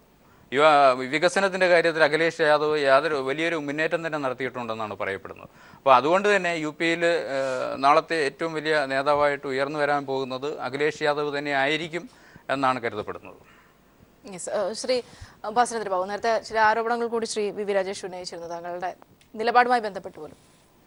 അല്ല, അത് ഇപ്പം ശ്രീ ഗോപിനാഥ് സാറ് പറഞ്ഞേനെ അതിന് ഒരു തുടർച്ചയെന്ന നിലയിൽ എനിക്ക് പറയാൻ തോന്നുന്നത്, ഞാനിപ്പോൾ ആലോചിക്കുന്നത്, ഇപ്പം ഞാൻ നേരത്തെ സൂചിപ്പിച്ചത് മാതിരി 195 MLA അഖിലേഷ് യാദവിൻ്റെ മീറ്റിങ്ങിലേക്ക് വരുമ്പം അത് അവിടുത്തെ രാഷ്ട്രീയത്തിൻ്റെ മാറി വരുന്ന ഒരു മുഖച്ഛായയാണ് പ്രതിഫലിപ്പിക്കുന്നത്.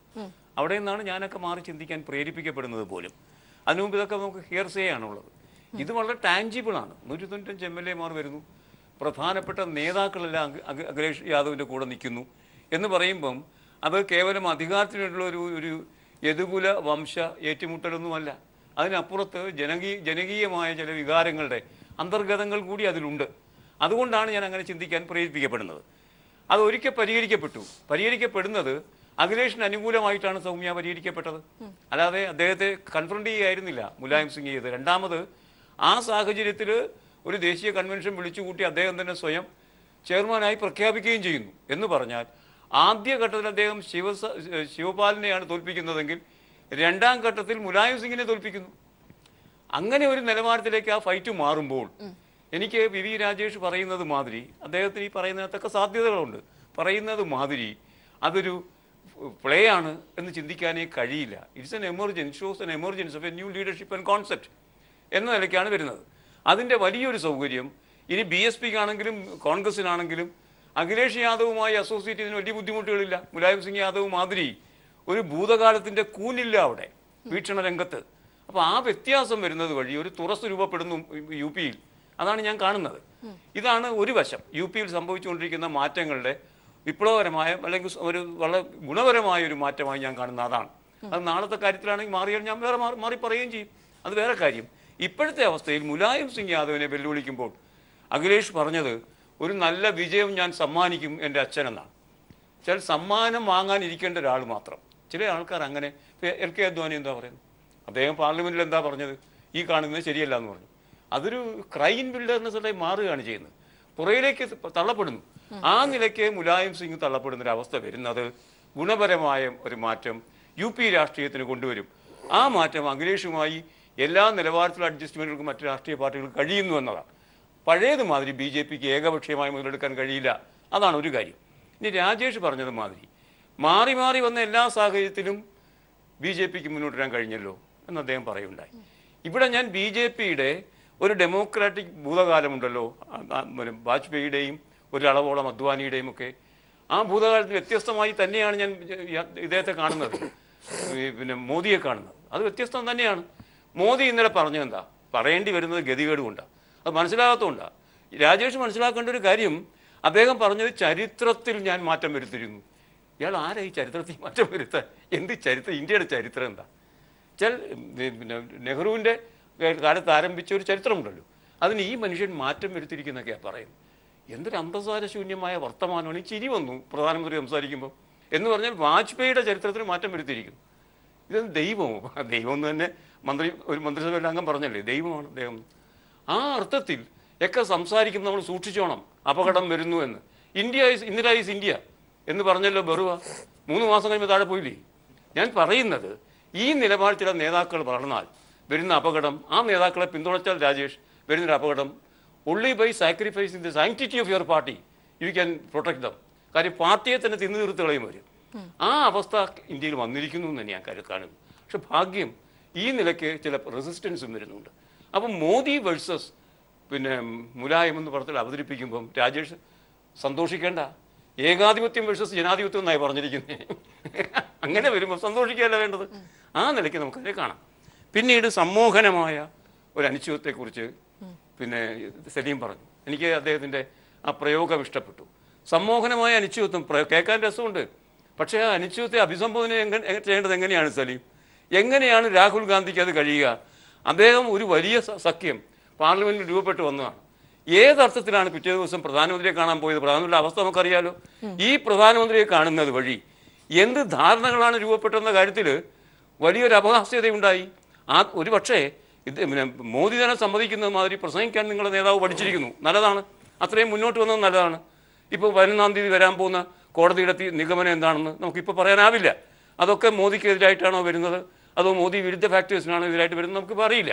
ഏതായാലും ഈ പിന്നെ രാഹുൽ ഗാന്ധി ഉന്നയിച്ച ആക്ഷേപത്തെക്കുറിച്ച് ഞാൻ പറയുന്നത്. അങ്ങനെ ആയിരിക്കുമ്പം ഈ നിലയ്ക്കുള്ള വിട്ടുവീഴ്ചകൾ ചെയ്തുകൊണ്ടാണ് മുന്നോട്ട് പോകുന്നതെങ്കിൽ കോൺഗ്രസ് ഏത് ജനവിഭാഗത്തിനകത്ത് ആശ്രയിച്ചുകൊണ്ടാണ് രാഷ്ട്രീയമായി മുന്നോട്ട് പോകാൻ പോകുന്നത്? അത് ദളിത് വിഭാഗമാണോ, പിന്നോക്കക്കാരാണോ, പിന്നെ ഡെമോക്രാറ്റുകളായ ഇടത്തരക്കാരാണോ? ഒരു വർഗ്ഗബോധമില്ലാതെ ഈ പാർട്ടി ഇങ്ങനെ സഞ്ചരിച്ചാൽ എങ്ങനെയാകും? അതുകൊണ്ട് അഖിലേന്ത്യാ നിലവാരത്തിലുള്ള രാഷ്ട്രീയ പാർട്ടികൾക്ക് ഒന്നി ഏകാധിപത്യം BJP മാതിരി, ഇല്ലെങ്കിൽ ലക്ഷ്യരഹിതമായ പ്രവർത്തന ശൈലി രാഹുൽ ഗാന്ധിയെ മാതിരി. അതിനപ്പുറത്ത് ചില ജനങ്ങളുണ്ടല്ലോ ഈ നാട്ടിൽ, അവരുമായി ബന്ധപ്പെടുത്തുന്ന പാർട്ടികളെ കുറിച്ചാണ് നമ്മളിപ്പോൾ സംസാരിക്കുന്നത്. അതിനകത്ത് BSP ഉണ്ട്, താങ്കൾ സൂചിപ്പിച്ച മാതിരി ഇടതുപക്ഷമുണ്ട്, രാജേഷ് പറഞ്ഞല്ലോ പ്രത്യയശാസ്ത്രമായ ഇടതുപക്ഷമുണ്ട്, BSP ഉണ്ട്, മുലായത്തിൻ്റെ SP ഉണ്ട്, അതേമാതിരി ബീഹാറിലെ രാഷ്ട്രീയ ശക്തികളുണ്ട്. ആ നിലയ്ക്കുള്ള ഫോഴ്സസാണ് രംഗത്ത് വരുന്നതെന്നാണ് എനിക്ക് തോന്നുന്നത് ഇതിനകത്തൊക്കെ. ചർച്ചയിലേക്ക് വരികയാണ് ശ്രീ എ സലീം. ഒരു സുപ്രധാനമായ വിഷയം ഇവിടെ നിരീക്ഷിക്കപ്പെടേണ്ടതുണ്ട്.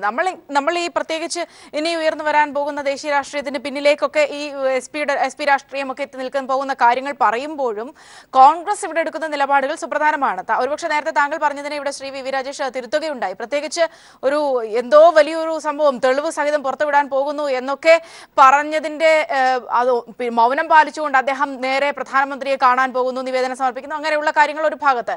ഇവിടെ യു പി തെരഞ്ഞെടുപ്പിലേക്ക് പോലും കാര്യങ്ങൾ വരുമ്പോൾ ഇവിടെ നാലാമനായി നിന്നുകൊണ്ട് ഒരുപക്ഷെ ഒരു യു പിയിലൊക്കെ ഒരു പ്രാദേശിക രാഷ്ട്രീയ പാർട്ടി എന്ന തരത്തിലേക്ക് പോലും കോൺഗ്രസിന് പോകേണ്ട ഒരു അവസ്ഥയാണ് ഇപ്പോഴുള്ളത്. ശ്രീ സലീം. അല്ല സൗമ്യ, രാജേഷ് പറഞ്ഞത് ശരിയല്ല. കാരണം രാഹുൽ ഗാന്ധി പറഞ്ഞ കാര്യങ്ങൾ, പാർലമെന്റിൽ പറയാൻ ഉദ്ദേശിച്ച കാര്യങ്ങൾ അദ്ദേഹം ഇന്ത്യയിലെ ജനങ്ങളോട് പറഞ്ഞു. മോഡി, ഇന്ത്യൻ പ്രധാനമന്ത്രി നരേന്ദ്രമോദിക്കെതിരായി രാഹുൽ ഗാന്ധി പരസ്യമായി വിത്ത് സ്ട്രോങ് എവിഡൻസ് അഴിമതി ആരോപണം ഉന്നയിച്ചു. ആ ആരോപണത്തിന് നരേന്ദ്രമോദി മറുപടി പറഞ്ഞില്ല. നരേന്ദ്രമോദി ആരോപണം ഉന്നയിച്ച രാഹുൽ ഗാന്ധിയെ പരിഹസിക്കുകയാണ് ചെയ്തത്. രാഹുൽ ഗാന്ധി വീണ്ടും പറഞ്ഞു, എന്നെ നിങ്ങൾ എത്രയും പരിഹസിച്ചോ, എനിക്ക് യാതൊരു പ്രശ്നവുമില്ല, പക്ഷേ ഞാൻ പറഞ്ഞ കാര്യങ്ങൾക്ക് മറുപടി പറയണമെന്ന രാഹുൽ ഗാന്ധിയുടെ വാക്കുകൾക്ക് ഇന്നും ഇന്ത്യൻ രാഷ്ട്രീയത്തിൽ ഉത്തരമില്ലാതെ നിൽക്കുമ്പോൾ അത് ഭൂകമ്പാകമാകൂ എന്നൊക്കെ ഉള്ളത് വരാൻ പോകുന്ന നാളുകളിൽ ദേശീയ രാഷ്ട്രീയം മറുപടി നൽകേണ്ട ഒരു വിഷയമാണ്. പക്ഷേ ഇത് ഇന്ത്യൻ പ്രധാനമന്ത്രിക്കെതിരായി വിത്ത് സ്ട്രോങ് എവിഡൻസ് ഒരു അഴിമതി ആരോപണം ഉന്നയിച്ചു എന്നുള്ളത് ഒരു ചെറിയ കാര്യമായി ഇവിടെ വി രാജേഷ് കാണരുത്. രണ്ട്, ഇവിടെ വാസുരേന്ദ്ര ബാബു സാറ് പറഞ്ഞല്ലോ, ഞങ്ങൾക്ക് ലക്ഷ്യബോധമില്ല, അല്ലെങ്കിൽ യു പി രാഷ്ട്രീയത്തിലെ ഞങ്ങളുടെ ഒരു പോസിബിലിറ്റീസ്.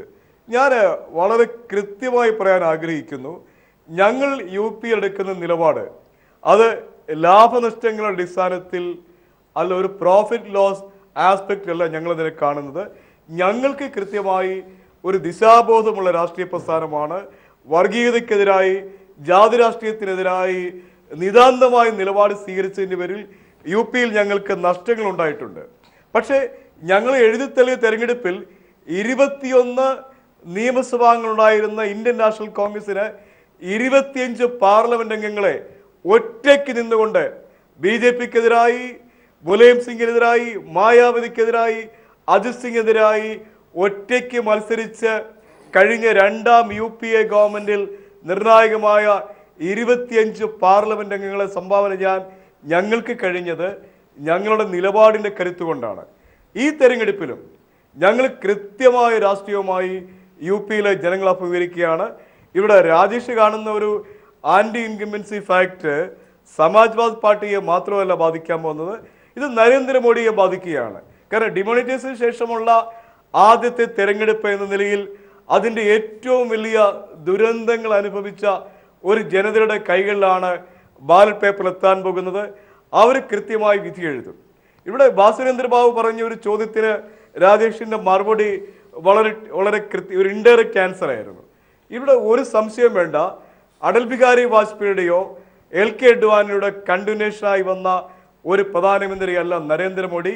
നരേന്ദ്രമോദി പ്രീ പ്ലാൻഡായി കോർപ്പറേറ്റുകളുടെ പിൻബലത്തോടുകൂടി അധികാരത്തിൽ വന്നൊരു പ്രധാനമന്ത്രിയാണ്.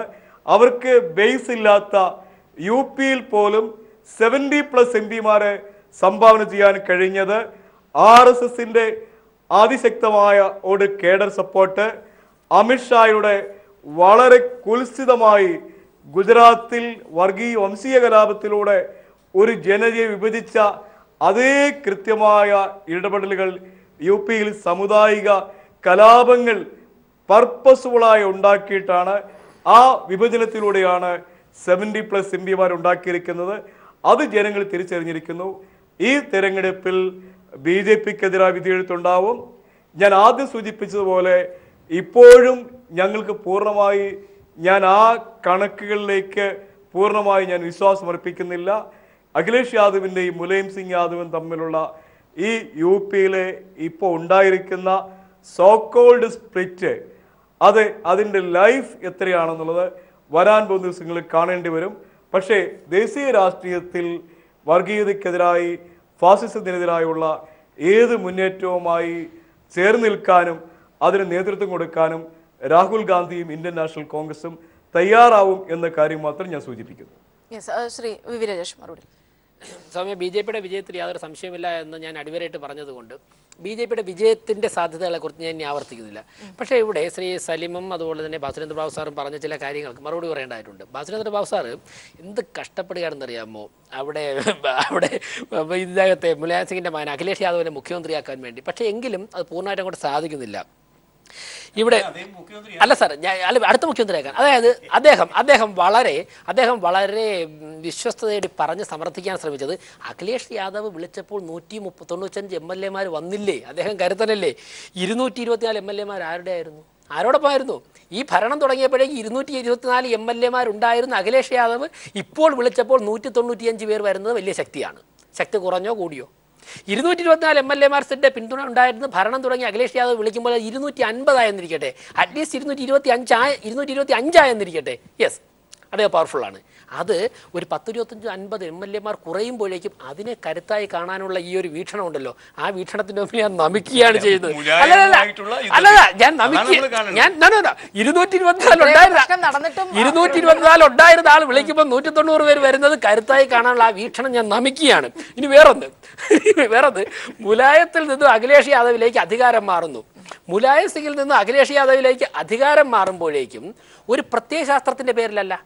ഇപ്പം മുലായത്തിൻ്റെ പ്രത്യയശാസ്ത്രം അഖിലേഷിലേക്ക് ആവാഹിച്ചിട്ടില്ല, അത് മുലായത്തിൽ തന്നെ നിൽക്കുന്നു. കാരണം അഖിലേഷ് യാദവ് അല്ല ഈ പാർട്ടി തുടങ്ങിയത്. അപ്പോൾ ഒരു ആശയം മാറുന്നില്ല, അധികാരം മാത്രമാണ് മാറുന്നത്. അതാണ് ഞാൻ പറഞ്ഞത്, ജനങ്ങൾക്ക് മുമ്പിൽ ഒരു കാഴ്ചപ്പാട് വയ്ക്കാനില്ല. ഇത് നേരത്തെ ഞാൻ പറഞ്ഞ പല ഇടതുപക്ഷ പ്രസ്ഥാനങ്ങളെയും BJPയെ ഒഴിവാക്കിയാൽ മറ്റുള്ള പാർട്ടികളെ പോലെയുള്ള ഒരു അവസ്ഥയാണിത്. അതിന് ഇപ്പം ജയലളിത പോയി, അതിനുശേഷമുള്ള ADMKയുടെ അവസ്ഥ നമ്മൾ കണ്ടില്ലേ?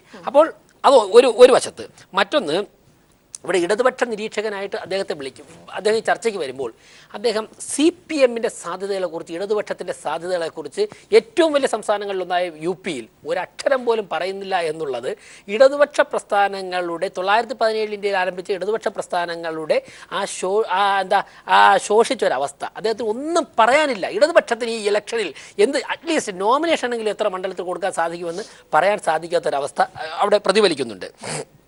വേറൊന്ന്, ചരിത്രം.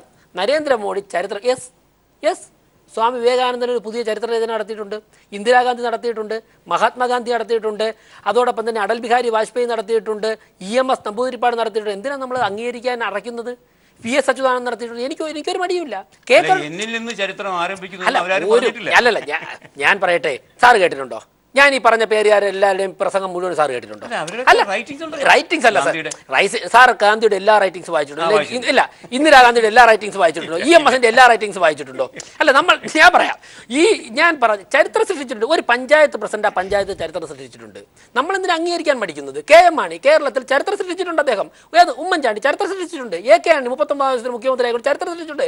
ശരത് പവാർ ഏറ്റവും ചെറിയ പ്രായത്തിൽ മഹാരാഷ്ട്ര പോലെ വലിയൊരു സംസ്ഥാനത്തിൻ്റെ മുഖ്യമന്ത്രിയായിക്കൊണ്ട് ചരിത്രം സൃഷ്ടിച്ചിട്ടുണ്ട് അദ്ദേഹം. അതിനുശേഷം ഇന്ന് ഇന്ത്യൻ രാഷ്ട്രീയത്തിൽ അദ്ദേഹം വേറെ ചരിത്രമാണ്. 37ാമത്തെ വയസ്സിൽ മുഖ്യമന്ത്രിയായ ഒരു വ്യക്തി ഇന്ന് ഇന്ത്യൻ രാഷ്ട്രീയത്തിൽ എത്തി നിൽക്കുന്ന അവസ്ഥയും ഒരു ചരിത്രമാണ്. നമ്മുടെ കടന്നപ്പള്ളി രാമചന്ദ്രൻ, അദ്ദേഹത്തെ ഇന്ദിരാഗാന്ധി അദ്ദേഹം കാസർഗോഡ് നിന്ന് വിജയിച്ച് ചെന്നപ്പോഴേക്ക് ഇന്ത്യൻ പാർലമെന്റിൽ അദ്ദേഹത്തിന് ഏറ്റവും അന്ന് 26-27 വയസ്സേ ഉള്ളൂ. ഏറ്റവും മഹത്തരമായ സ്ഥാനം ഇന്ദിരാഗാന്ധി നേരിട്ട് കൊടുത്തു. ഇന്ന് അദ്ദേഹം ഞാൻ സൂചിപ്പിച്ചത്, നമ്മൾ ഇക്കാര്യങ്ങളൊക്കെ നരേന്ദ്രമോദി ചരിത്രം സൃഷ്ടിച്ചിട്ടുണ്ട്. ഒറ്റയ്ക്ക് 30 വർഷത്തിന് ശേഷം അദ്ദേഹം നേതൃത്വം നൽകിക്കൊണ്ട് 283 MPമാരെ ഉണ്ടാക്കുമെന്ന് പറയുന്നത് തന്നെ ഏറ്റവും വലിയൊരു ചരിത്രമാണ്. പ്രശ്നം എന്താണെന്നറിയോ? ഒരു ജനാധിപത്യ ബോധം ഇടതുപക്ഷക്കാർ കാത്തു സൂക്ഷിക്കുന്നില്ല. അത് അംഗീകരിക്കാനുള്ള മാനസികാവസ്ഥയില്ല. ഞാൻ വേറൊന്ന് പറയാം.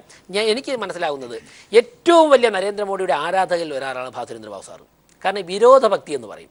എനിക്കൊരു കാര്യത്തോട് അന്ധമായൊരു വിരോധം ആദ്യം ഉണ്ടാകും. ഒടുവിൽ ഞാൻ എപ്പോഴും അതിനെക്കുറിച്ച് ചിന്തിച്ച് അതിനെക്കുറിച്ച് പഠിക്കാൻ വേണ്ടി ഞാൻ ശ്രമിക്കും.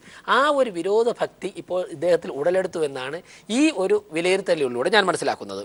വേറൊന്ന്, നമ്മുടെ സലിം പെട്ടെന്ന് ഞാൻ പറയും, കോർപ്പറേറ്റുകളുടെ സൃഷ്ടിയാണ് നരേന്ദ്രമോദി. എന്ത് ബാലിശമായ ആരോപണങ്ങൾ! നരേന്ദ്രമോദി ഇന്ത്യൻ പ്രധാനമന്ത്രിയാകുന്നതിൽ ക്യാമ്പയിനിൽ ഞങ്ങൾ ഏറ്റവും സഹായിച്ച ഘടകങ്ങൾ ഒന്ന് മണിശങ്കർ അയ്യരുടെ പ്രസ്താവനയാണ്. ചാര വിൽക്കാൻ വേണ്ടി കോൺഗ്രസിൻ്റെ കമ്മിറ്റിയിൽ വരാം. ഞങ്ങൾ അത് ചായപ്പേ ചർച്ചയാക്കി ഞങ്ങൾ ക്യാമ്പയിൻ നടത്തി. സലിം പറഞ്ഞനുസരിച്ചാണെങ്കിലും നരേന്ദ്രമോദിയെ ചായക്കച്ചവടം നടത്താൻ പഠിപ്പിച്ചത് കോർപ്പറേറ്റുകളാണെന്ന് വിചാരിക്കേണ്ടി വരും. കോർപ്പറേറ്റുകളാണ് അദ്ദേഹത്തെ RSSന്റെ പ്രചാരകനായിട്ട് അയച്ചു കോർപ്പറേറ്റുകളാണെന്ന് പറയേണ്ടി വരും. ഇത്തരത്തിലുള്ള ബാലിശമായ ആരോപണങ്ങൾ മുസാഫർ നഗർ ചർച്ച ചെയ്യണം. അത് ചർച്ച ചെയ്യാതെ പോകാൻ പറ്റില്ല. മുസാഫർ നഗർ കലാപം നടത്തപ്പോഴേക്കും ഉത്തർപ്രദേശ് ഭരിച്ചാരാ? ഉത്തർപ്രദേശ് ഭരിച്ച ഞങ്ങളാ. ഒരു സ്ഥലത്ത് ലോ ആൻഡ് ഓർഡർ കൈകാര്യം ചെയ്യേണ്ടതാരാ? കേന്ദ്രമാ. ഇനി അഖിലേഷ് യാദവിന് സാധിക്കില്ലെന്ന് പറയാം കേന്ദ്രം കൈകാര്യം ചെയ്യാൻ. അപ്പോൾ മുസാഫർ നഗർ കൈകാര്യം ചെയ്യണമെങ്കിൽ ഞങ്ങൾ മനസ്സിലാക്കുന്നത് എസ് പിയും ഇന്ത്യൻ നാഷണൽ കോൺഗ്രസ് കൂടെ ചേർന്ന് നടത്തിയ ഒരു ആസൂത്രണമാണ്. ഇവിടെ വേറൊന്ന് പറഞ്ഞു, തെരഞ്ഞെടുപ്പിൽ ഡിമോണിറ്റൈസേഷന് ശേഷം വരാതെ പോകുന്ന ആദ്യമായ തെരഞ്ഞെടുപ്പ് എന്നാണ് സലീമിൻ്റെ കണ്ടുപിടുത്തത്. എനിക്ക് തോന്നുന്നു സലീം ഒരു 3 മാസമായിട്ട് പത്രം വായിക്കാറുള്ളത്. കാരണം ഞാൻ കുറ്റപ്പെടുത്തുകയല്ല, അദ്ദേഹം അല്ലെങ്കിൽ ഓർക്കുന്നില്ലായിരിക്കാം. കാരണം ഡിമോണിറ്റൈസേഷന് ശേഷം ഞാൻ പറഞ്ഞ 4-5 സംസ്ഥാനങ്ങളിൽ പ്രാദേശിക തെരഞ്ഞെടുപ്പ് വന്നു. അതൊന്നും തെരഞ്ഞെടുപ്പായിട്ട് കണക്കൂട്ടില്ല. ഇനി അഥവാ അവിടെ BJP-ക്ക് 4 വോട്ട് കുറഞ്ഞു എന്നിരിക്കട്ടെ, ഡിമോണിറ്റൈസേഷൻ BJP-ക്ക് 4 വോട്ട് കുറഞ്ഞു എന്ന് പറഞ്ഞു. അല്ല, ഞാൻ പറഞ്ഞു വന്നത് ഇതിനകത്ത് ഒരു വിരോധ ഭക്തിയും മോദിയോട് ഉണ്ട് എന്നുള്ളത്. ഞാൻ ഇത്രേ പറഞ്ഞുള്ളൂ. അതിനകത്ത് മനസ്സിലാക്കേണ്ട ഒരു കാര്യം, ചരിത്രം എന്നിൽ നിന്ന് ആരംഭിക്കുന്നു എന്നൊരാൾ സംസാരിച്ച് തുടങ്ങുമ്പോൾ അയാളെ ജയിപ്പിച്ച പാർട്ടിക്ക് തന്നെ കുഴി തോണ്ടുകയാണ് അയാൾ. അത് രാജേഷ് വൈകാതെ മനസ്സിലാക്കിക്കൊള്ളും. അതിനൊക്കെ ഈ തെരഞ്ഞെടുപ്പ് ഫലം കൊണ്ടുവരുന്നു എന്ന് തന്നെയാണ് പ്രതീക്ഷിക്കുന്നത്. കാര്യം ഞാൻ ലളിതമാണ് ആ ചോദ്യം. എങ്ങനെയാണെന്ന് വെച്ചാൽ ATM പൈസ ഇല്ലല്ലോ, ബാങ്കിൽ പൈസ ഇല്ലല്ലോ. 50 ദിവസങ്ങൾക്ക് ശേഷവും ആവശ്യത്തിന് പണം എത്തിക്കാൻ കഴിയുന്നില്ലെങ്കിൽ അത് മോദിയുടെ പരാജയം തന്നെയാണ്. അദ്ദേഹത്തിൻ്റെ പ്രസംഗത്തിൽ, ഭാഷയിൽ, ശരീരഭാഷയിൽ ഒക്കെ അതുണ്ട് ഇന്നലെ. അതുകൊണ്ട് ഞാൻ പറയുന്നത് അതങ്ങനെ ആയിക്കൊള്ളട്ടെ. അപ്പോഴും അദ്ദേഹം പറയുന്നു ചരിത്രം നിർമ്മിച്ച ഞാനാണ് എന്ന മട്ടിൽ അവതരിപ്പിക്കുന്നത് തന്നെ അത് താങ്കൾ സൂചിപ്പിച്ച ഒരു നേതാവും അങ്ങനെ ചെയ്തിട്ടില്ല. അതുകൊണ്ട് എനിക്കൊരു വിരോധ ഭക്തിയോ ആ പ്രയോഗം തന്നെ എനിക്ക് മനസ്സിലാകാതെ പോകുന്നതാണ്. അങ്ങനെ എനിക്കില്ല. ഇനി മറ്റൊരു കാര്യം ഇത്രയേ ഉള്ളൂ. ഇതിനകത്ത് ഇപ്പോഴത്തെ അവസ്ഥയിൽ രാജേഷിന് സംഭവിക്കുന്ന ഒരു പാളിച്ച അഖിലേഷിലൂടെ വ്യക്തമാക്കപ്പെടുന്ന ഒരു പോളറൈസേഷൻ ഉണ്ട്. ഞാൻ വളരെ കൃത്യമായി പറയുന്നു, അഖിലേഷ് വേഴ്സസ് മുലായം എന്ന നിലയ്ക്കുള്ളൊരു ഡൈക്കോട്ടമി അവിടെ ഫോം ചെയ്തിട്ടുണ്ട് എന്ന് ഞാൻ കരുതുന്നു. അതിനകത്ത് മുലായം സിംഗിനെ അഖിലേഷ് തോൽപ്പിക്കുന്ന പക്ഷം അവിടുത്തെ പ്രതിപക്ഷങ്ങൾക്ക് കൈകോർക്കാൻ പറ്റുന്ന ഒരു നേതാവായി അഖിലേഷ് മാറുന്ന പക്ഷം BJP-ക്ക് യാതൊരു സാധ്യത അവിടെ കിട്ടും. അല്ല, പിണറായി വിജയൻ എടോ ഗോപാലകൃഷ്ണ എന്ന് വിളിച്ച ബോഡി ലാംഗ്വേജ്, ശരീരഭാഷ അദ്ദേഹം കണ്ടില്ല. നികൃഷ്ട ജീവി എന്ന് വിളിച്ച ശരീരഭാഷ അദ്ദേഹം കണ്ടില്ല. വളരെ നന്ദി. ചർച്ചയിൽ പങ്കുചേർന്ന് സംസാരിച്ച ശ്രീ ഭാസ്കരേന്ദ്ര ബാബു, ശ്രീ VV രാജേഷ്, ഒപ്പം തന്നെ professor Gopinathan sir, Shri PA Salim. ഏതായാലും രാഷ്ട്രീയ നാടകങ്ങൾ ഇപ്പോഴും ഉത്തർപ്രദേശിൽ തുടർന്നുകൊണ്ടിരിക്കുകയാണ്. ഇതിന്റെ വരും ദിവസങ്ങളിൽ ഇനി എങ്ങനെയായിരിക്കും മാറ്റങ്ങൾ എന്നത് കണ്ടു തന്നെ അറിയണം. ഈ വിഷയമാണ് നമ്മൾ ചർച്ച ചെയ്തത്. സർവീസ് പൂർണ്ണമാകുന്നു. Good night.